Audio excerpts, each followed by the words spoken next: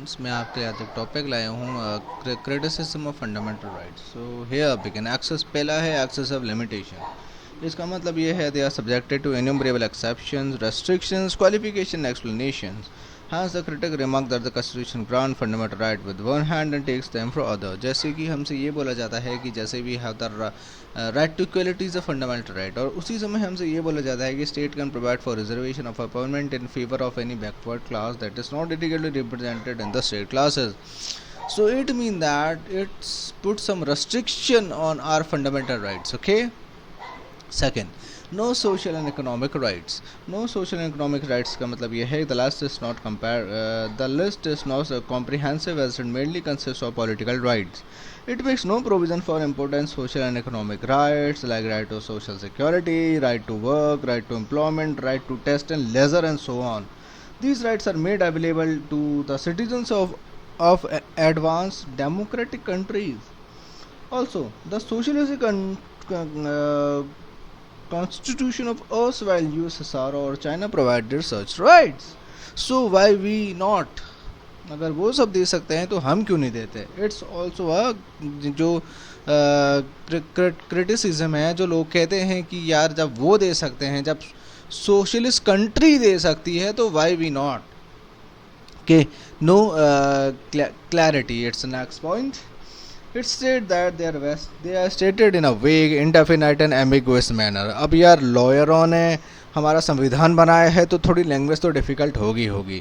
Okay, इसमें कुछ words हैं जैसे public order, minorities, reasonable restriction, public interest, ऐसे करके कुछ वर्ड्स हैं जिनकी हमारे पास कोई क्लियरली डेफिनेशन नहीं है। ओके, सो अब ये हमारे हाँ, लोगों को ये कहना है कि हमारा संविधान लॉयरों के लिए बनाया था। ओके, तो next point is no permanency। It's mean they are not centrosect। I means that the parliament can any time repeal them by the Amendment Act। the judicially innovated doctrine of basic structure is the only limitation on the authority of parliament to curtail or abolish the fundamental right। next is suspension during emergency। the suspension of this enforcement during their operation of national emergency except 2021 is another blot on the efficacy of these rights। this provision cuts at the root of democratic system in the country by placing the rights of the millions of innocent people in continuous jeopardy।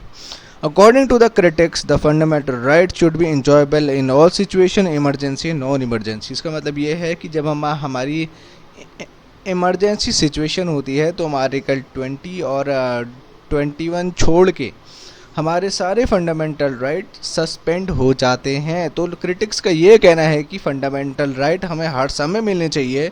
Actually उनकी main बात ये 14 और 19 को लेकर होगी।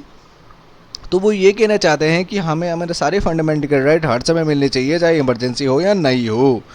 Next point is expensive remedy. It means that देखिए, अब case लड़ना तो महंगा है, it's not cheap.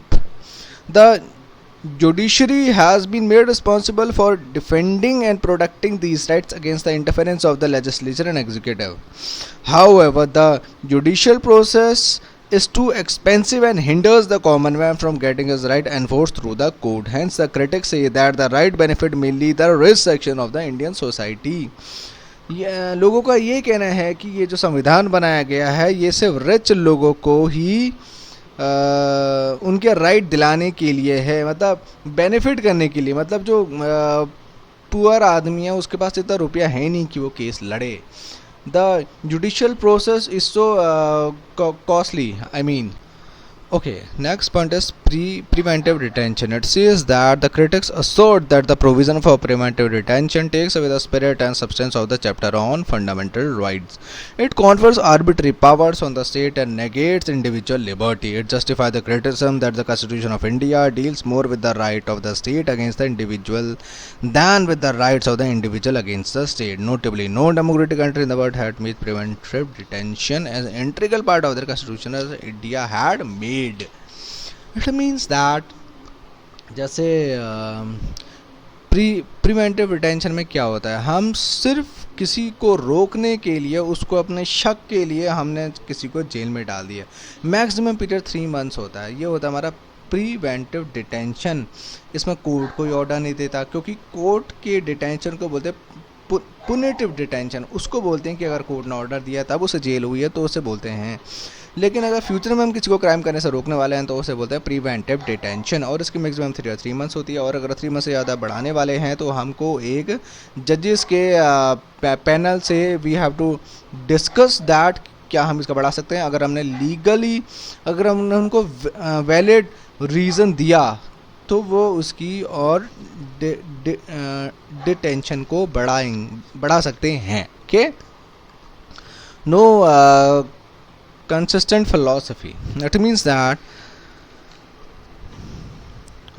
the chapter on fundamental rights is not the product of any philosophical principle. Sir Ivor Janning expressed this view when he said that the fundamental rights proclaimed by Indian Constitution are based on no consistent philosophy. The critic says that this creates difficulty for the Supreme Court or the High Court in interpreting the fundamental rights. It means that जैसे मैंने पहले भी कहा था, no clarity, तो हमारे words एक, अब किसी भी वर्ड के 10 मीनिंग होते हैं, तो उसको सुप्रीम कोर्ट किसी और वे में ले सकता है, हाई कोर्ट किसी और वे में ले सकता है। तो हमारी कोई फिलॉसफी ऐसी कंसिस्टेंट नहीं है। So it create the differences between Supreme Court, High Court and some subordinate courts and और होते भी रहता है। जैसे अलग अलग केस में आपने देखा होगा, जैसे केशव नंदा भारती केस, मेनका केस, ऐसे अलग अलग केस है जिसमें ये आपको डिफरेंसेस देखने को मिले होंगे, जिसमें सुप्रीम कोर्ट टाइम पे टाइम पे अलग अलग डिसीजन देते रहता है कि इसका सही मीनिंग यह है, इसकी सही मीनिंग यह है। Okay, hope you understand. Thank you.